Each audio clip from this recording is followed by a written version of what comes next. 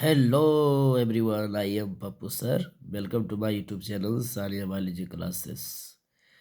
आज हम आपके लिए लेकर आए हैं चैप्टर 16 पर्यावरणीय मुद्दे का नेक्स्ट टॉपिक, जिसका नाम है अम्ल वर्षा।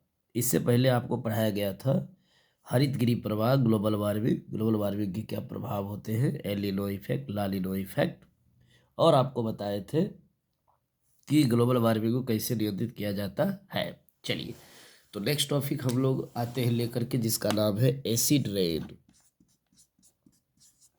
एसिड रेन यानी जिसको कहते हैं अम्ल वर्षा।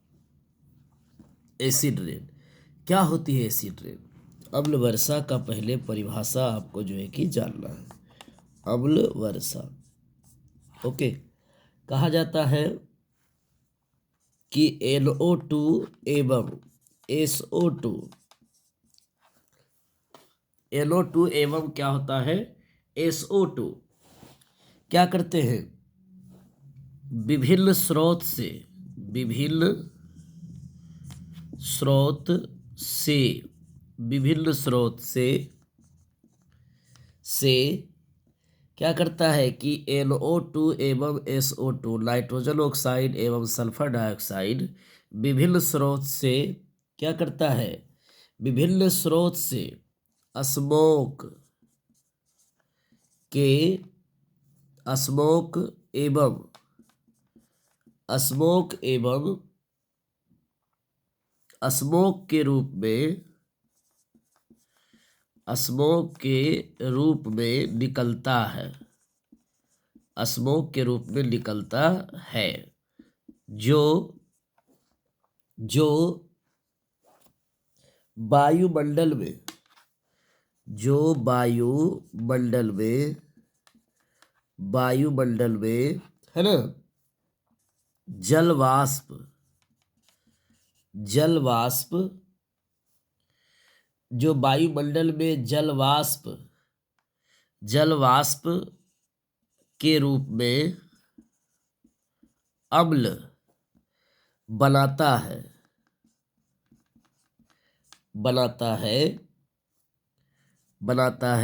और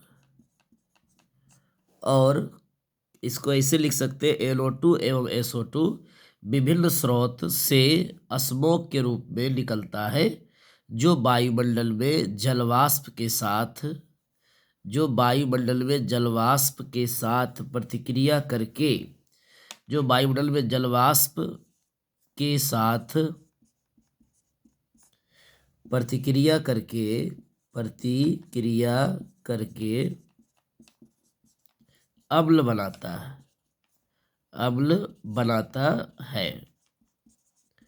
और वर्षा के साथ पृथ्वी पर आता है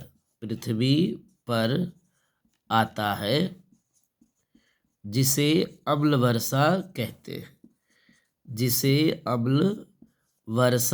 हैं। क्या बोलते हैं? अम्ल वर्षा कहते हैं। एक बार फिर से देखना है कि NO2 एवं SO2 विभिन्न स्रोत से स्मोक के रूप में, बोले धुआं के रूप में निकलता है जो वायुमंडल में जल वाष्प के साथ प्रतिक्रिया करके अम्ल बनाता है और वर्षा के साथ पृथ्वी पर आता है, जिसे हम लोग अम्ल वर्षा कहते हैं। ठीक है, कहते हैं कि अम्ल वर्षा शब्द किसने दिया? तो इसको कहा जाता है रॉबर्ट अगस्त ने दिया।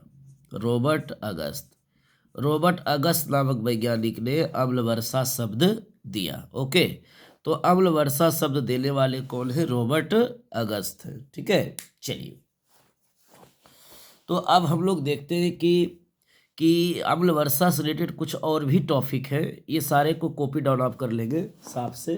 ठीक है, चलिए, इसका इरेजर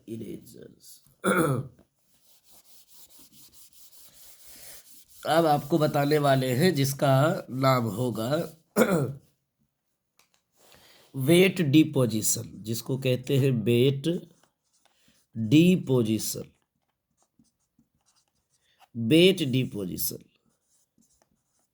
वेट डिपोजिशन।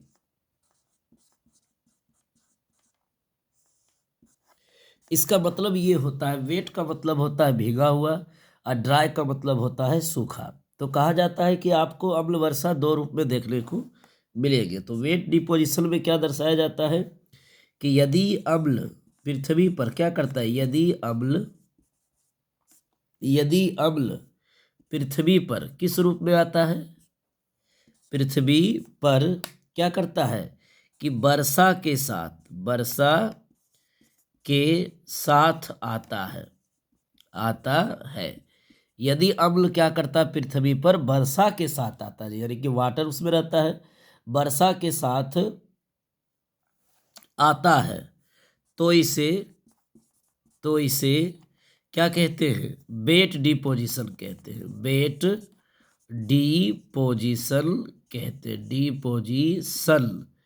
कहते हैं। तो इसको हम लोग क्या बोलेंगे, वेट डिपोजिशन कहते हैं। ठीक है, जैसे कि आप किस रूप में आएगा, आप देखे होंगे फोग, जिसको कहते हैं फुहारा, है ना। उसके बाद क्या होगा, स्मोग होगा। क्या होगा, स्मोग।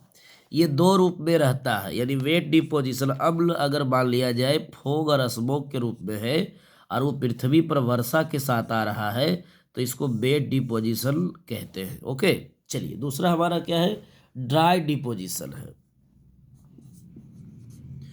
ड्राई डिपोजिशन है। ड्राई डिपोजिशन को हम लोग कहते हैं शुष्क डिपोजिशन, इसको कहते हैं शुष्क डिपोजिशन, इसको जो है कि कहा जाता है। ठीक है, अब कहा जाता है कि यदि, है ना, यदि अम्ल क्या होते हैं कि पृथ्वी पर, यदि अम्ल पृथ्वी पर ठोस कण के रूप में आता है, ठोस कण के रूप में आता है, तो इसे क्या कहते हैं हम लोग, शुष्क यानी सूखा हुआ, शुष्क डिपोजिशन कहते हैं। शुष्क डिपोजिशन कहते हैं, कोई दिक्कत इसमें नहीं है।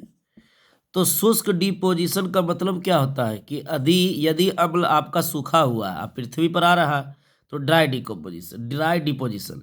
यदि अम्ल आपका वर्षा के साथ यानी भीगा हुआ जल के साथ आ रहा, तो किस रूप में आएगा, फोग या स्मोक के रूप में आएगा, तो उसको कहेंगे हम लोग वेट डिपोजिशन, है ना। चलिए इसको आप कॉपी डाउन करेंगे, ये सभी अम्ल वर्षा से रिलेटेड वर्ड है, टॉपिक है, जो इसको आपको बताया गया है। अब हम लोग देखेंगे जिसका नाम होगा कि यहाँ पर कुछ वर्ड है जो आपको एक एक लाइन में समझना होगा। तो कहा जाता है जो सॉलिड पार्ट होता है, ठोस कण जो होते हैं, कहा जाता है कि जो ठोस कण होते हैं, है ना, वो किस रूप में आपका हो सकता है, नाइट्रेट हो सकता है, या फिर क्या हो सकता है आपका जो है सल्फेट के रूप में हो सकते हैं। क्या हो सकते हैं, सल्फेट। अगर ये रूप में रब रहता है तो इसको हम लोग कहते हैं, ये आपका ड्राई डिपोजिशन में आएगा। ठीक है, चलिए कहते हैं पीएच मान, अम्ल वर्षा का जो पीएच मान होता है वो कितना होता है, ये एक्चुअली पूछा जाता है परीक्षा में। तो अम्ल वर्षा का पीएच मान क्या होता है, 5.6 से क्या होता है, बहुत कम होता है, यानी कि लेस देन, कम होता है। क्या होता है, कम होता है। ठीक है, 5.6 से क्या होता है, कम होता है इसका पीएच मान, किसका, अम्ल वर्षा का। अब कहते हैं कि इसमें अनुपात आपको निकालने के लिए अगर बोला जाएगा कि इसमें जिसके कारण से अम्ल वर्षा हो रहा है उसका अनुपात क्या होगा, तो कहते हैं कि H2SO4 यानी कि सल्फ्यूरिक एसिड प्लस HNO3 यानी कि नाइट्रिक एसिड, इन दोनों की वजह से होता है। तो इसका 7 होता है और इसका कितना होता है, 3 होता है। अर्थात कहते हैं कि हम लोग ऐसे लिख सकते हैं कि ये 70% इसकी यानी कि भागीदारी होती है अम्ल वर्षा में, और इसकी भागीदारी होती है 30%। तो इसका अनुपात निकालेंगे तो इसका 7 होगा और इसका 3 होगा, तो इक्वल टू क्या लिखेंगे, 7:3 3, तो यानी अम्ल वर्षा का जो अनुपात है वो 7:3 होता है। कैसे आया? तो आपको हम बता दिए कि 70% जो अम्ल रहता है वर्षा में वो ये रहता है H2SO4, और 30% होता है HNO3। तो जिसकी परसेंटेज ज़्यादा होती है वो आपका पहले लिखेंगे, जिसकी परसेंटेज कम होती है वो बाद में। तो दोनों को हम देखते हैं तो 7:3 आता है। H2 का मतलब अनुपात होता है। ओके, चलिए तो अब हम लोग देखते हैं कि अम्ल वर्षा के क्या क्या प्रभाव पड़ते हैं। ठीक है, देखते हैं।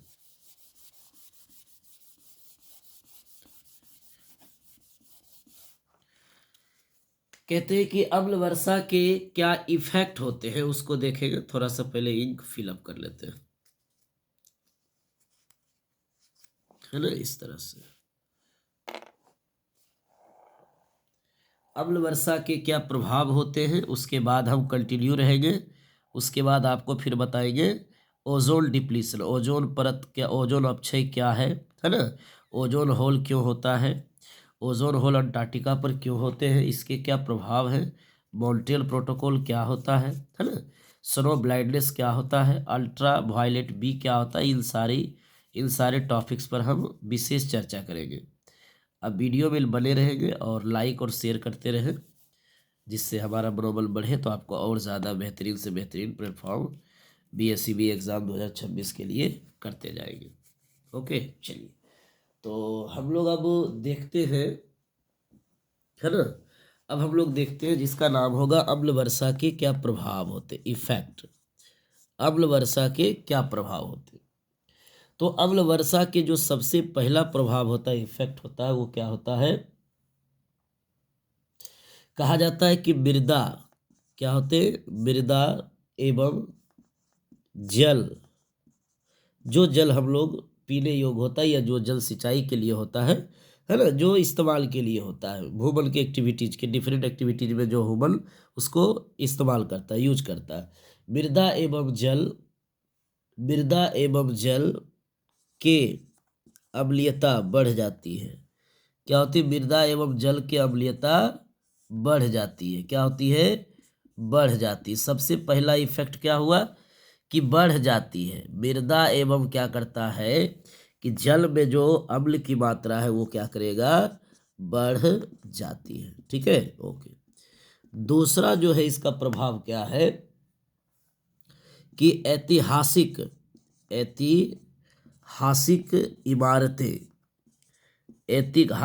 इमारतें जिसको अंग्रेजी में बोलते हैं, है ना, हिस्टोरिकल मेनूमेंट इसको कहा जाता है अंग्रेजी में। तो ऐतिहासिक इमारतें जो होती है, ऐतिहासिक इमारतें प्रभावित होता है। कैसे? तो इसका कलर चेंज हो जाता है, इसके कारण प्रभावित क्या होता है? ऐतिहासिक इमारतें प्रभावित। जैसे एग्जाम्पल में अगर बोला जाए तो इंडिया, भारत में आपका ताजमहल का जो कलर व्हाइट था वो धीरे धीरे पीला होते जा रहा है। उसके बाद अब देखेंगे रेड पोर्ट, यानी कि लाल किला का जो कलर है वो अब ओरिजिनल पहले जैसा नहीं रहा। उसके बाद क्या है कि जिसको हम लोग बोलते हैं statue of liberty, statue of liberty, ये अमेरिका में आप देखे हुए स्टेचू ऑफ लिबर्टी खड़ा रहता है, सिंबल है। तो इसका भी क्या हुआ? कलर जा चुका है, इसका भी कलर जा चुका है, इसका भी कलर जा चुका है, इन तीनों का कलर जा चुका है। ये किसके कारण हुआ? तो अम्ल वर्षा के कारण हुआ। अब इन तीनों का कलर जा चुका है, तो इसे साइंटिस्ट ने नाम क्या दिया? स्टोन लेप्रोसी इसका नाम दिया, या इसी को हम लोग स्टोन कैंसर भी कहते हैं, स्टोन कैंसर भी इसको कहते हैं। ओके, तो स्टोन कैंसर और या स्टोन लेप्रोसी वर्ड से इंट्रोड्यूस किया गया किसको? तो ऐतिहासिक इमारतें जो अम्ल वर्षा के कारण प्रभावित हो रही है, इसका कलर चेंज हो रहा है।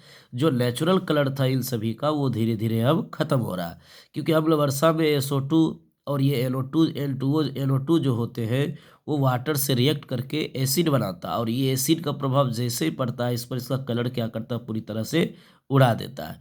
तो ये सभी ऐतिहासिक इमारतें हैं जो अम्ल वर्षा से प्रभावित हुआ है, जिसे अन्य वैज्ञानिकों ने, अदर इकोलॉजिस्ट ने नाम दिया स्टोन लेप्रोसी या स्टोन कैंसर। ओके, चलिए तो अभी तक हमने आपको क्या किया कि दो प्रभाव बताया। अब तीसरा प्रभाव हम लोग देखेंगे और आप लोग कॉपी डाउन करते जाएंगे और ध्यान देते जाएंगे, विशेष रूप से नज़रअंदाज नहीं करना किसी भी पॉइंट को।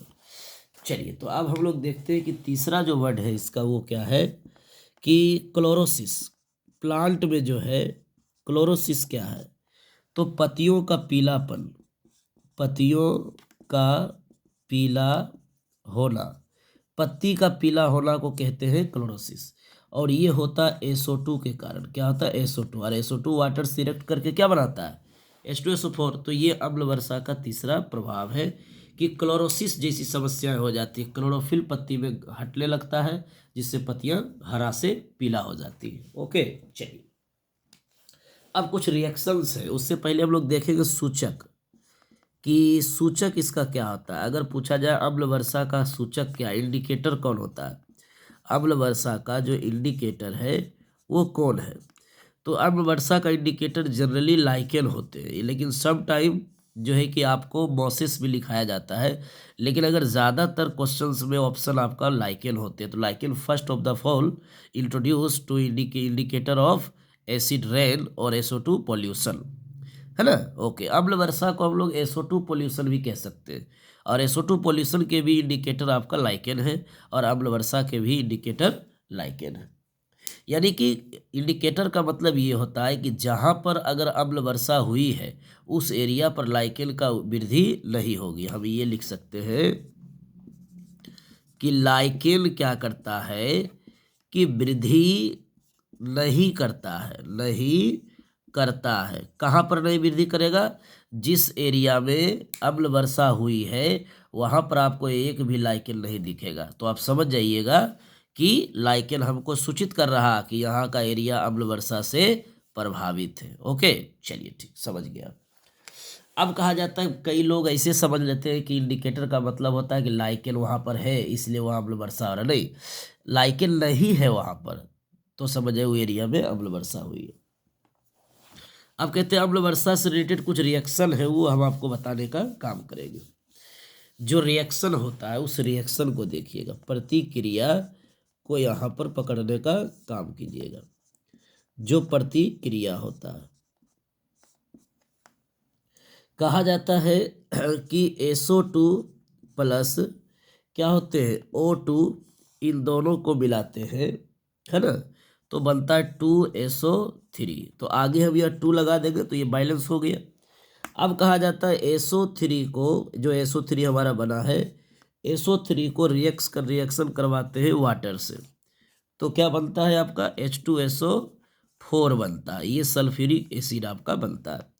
उसके बाद आपका क्या है कि नाइट्रोजन ऑक्साइड है, और उसको क्या करते हैं कि ऑक्सीजन से रिएक्शन करवाते हैं, तो ये क्या बनता है N2O5 बन जाता है। क्या बन जाता है? ये N2O5। यहाँ पर हम क्या करेंगे, 2 लगा देंगे तो N2O5 हो गया। अब कहा जाता है N2O5 को क्या करते हैं कि रिएक्शन करवाते हैं वाटर से, तो क्या बनाता है HNO3 बनाता है। बैलेंस करने के लिए यहाँ पर हम आगे 2 लगा देंगे तो ये बैलेंस हो गया। तो ये इंट्रोड्यूस कर रहा है कि ये पूरा रिएक्शन क्या है, अम्ल वर्षा का है, जिसमें ये नाइट्रिक एसिड है और ये आपका H2SO4 सल्फ्यूरिक एसिड है। यही दोनों अम्ल रिस्पॉन्सिबल है एसिड रेन के लिए, ये दोनों अम्ल जिम्मेदार है कि एसिड रेन आपका हो रहा है। ठीक है, चलिए, तो आपका इस तरह से एसिड रेन आपका खत्म हो गया। अब हम लोग डिस्कस करेंगे भोपाल गैस त्रासदी। ठीक है, ओके।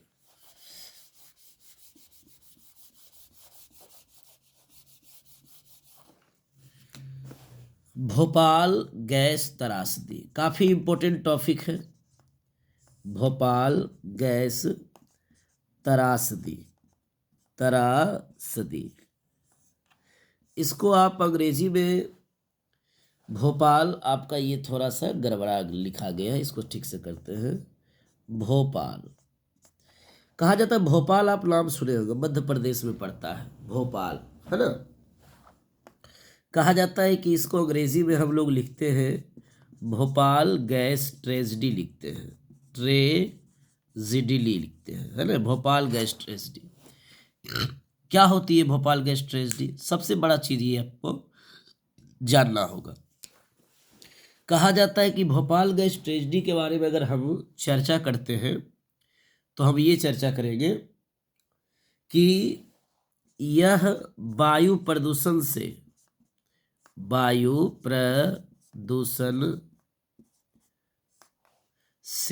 संबंधित घटना है। ये वायु प्रदूषण से संबंधित घटना है ना। अब कहा जाता है जिसमें क्या हुआ, जिसमें भोपाल में स्थित है ना, भोपाल में स्थित यूनियन कार्बाइड जो है ना, यूनियन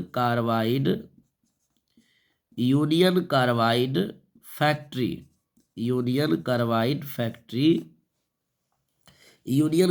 फैक्ट्री में 3 दिसंबर 1984 के मध्य रात्रि यानी कि मिडनाइट 12 बजे रात में, मध्य रात्रि, फिर से इसको रिपीट कर लेते हैं तो आपका थोड़ा सा और एक्सपर्ट माइंड यहाँ पर काम करेगा।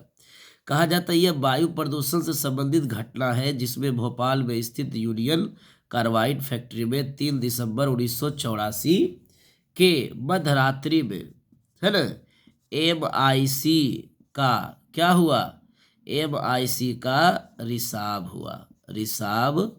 हुआ। उसी को हम लोग भोपाल गैस त्रासदी कहते हैं। अब कहा जाता है इसमें याद क्या क्या रखना है अलग से निकाल के। टाइम कब हुआ था, तो 3 दिसंबर 1984 को। कौन सा गैस था, जिम्मेदार गैस कौन था, MIC। क्या पूरा नाम होता है इसका, मिथाइल आइसोसाइनाइड। क्या होगा, मिथाइल आइसोसाइनाइड होता है। ये मिथाइल आइसोसाइनाइड इसका फुल फॉर्म है। कहा जाता है कि यहाँ पर जो है कि इसके साथ क्या था, इसके साथ फॉस्जिल भी था, लेकिन फॉस्जिल को लोग कवर नहीं करता है, तो आपको कवर करना है कि मुख्य गैस जो होंगे वो MIC होगा, लेकिन फॉस्जिल भी उसके साथ लीक हुआ था। लीकेज आप समझ सकते हैं कि 3 दिसंबर 1984 के टाइमिंग क्या था, इसका टाइम जो था वो 12 बजे रात था, 12 बजे रात्रि था, यानी कि मिडनाइट था। तो 12 बजे रात्रि में और डेट था 3 दिसंबर 1984 को MIC गैस का लीकेज हुआ था। कहाँ पर, भोपाल में स्थित यूनियन कार्बाइड फैक्ट्री में हुआ था, जिससे निकलने वाली गैस जो MIC है वो आसपास जितना दूर दूर गया उस एरिया को पूरी तरह से प्रभावित किया, चाहे पौधा हो, जंतु हो या मनुष्य हो, सभी को प्रभावित किया। उसी क्षण बहुत सारे लोगों का मृत्यु भी हुआ और कुछ लोग प्रभावित हुए, है ना। कुछ अभी भी विकलांग है, कुछ अभी भी डाइजेबल है, आँख से, नाक से, पैर से, हर चीज़ से। ओके, तो हम लोगों ने क्या किया कि इस चीज़ को जाना। अब हम लोग जानेंगे भोपाल गैस से रिलेटेड कुछ और भी लाइनें हैं जो सस्पेंस हो, आपको हम यहाँ पर क्लियर करेंगे। ओके, चलिए।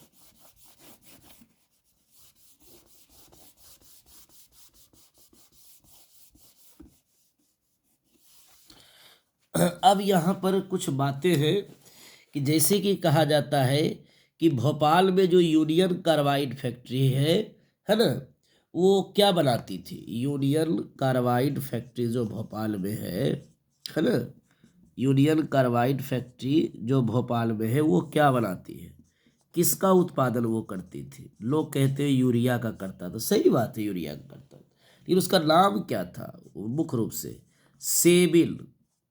क्या था, सेबिल कीटनाशक। क्या बोलेंगे इसको, सेबिल कीटनाशक का उत्पादन वहां पर होता था उस फैक्ट्री में। अब कहा जाता है कि सेबिल कीटनाशक का उत्पादन होता था, तो जब वो पाइप लीकेज हुआ तो MIC के साथ रिएक्शन कर लिया था वाटर। तो MIC के साथ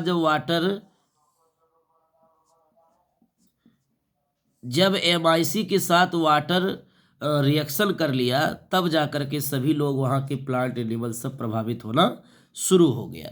तो यूनियन कार्बाइड फैक्ट्री में उत्पादन किसका होता था? सेबिल कीटनाशक का, जो एक इंसेक्टिसाइड से जो क्या करता है, कीटों को मारने का काम करता है। ठीक है, चलिए तो हम लोग इस वीडियो में हम यहाँ तक देखें, उसके बाद नेक्स्ट वीडियो में हम आपके लिए लेकर आएंगे ओजोन अपक्षय, यानी कि ओजोन डिप्लीशन क्या होता है, इस पर चर्चा करेंगे। तो आज के लिए इतना ही, फिर नेक्स्ट वीडियो में आप देखिएगा, वेट कीजिएगा, लाइक और शेयर करते रहें और सब्सक्राइब भी इस चैनल को ज़रूर करें।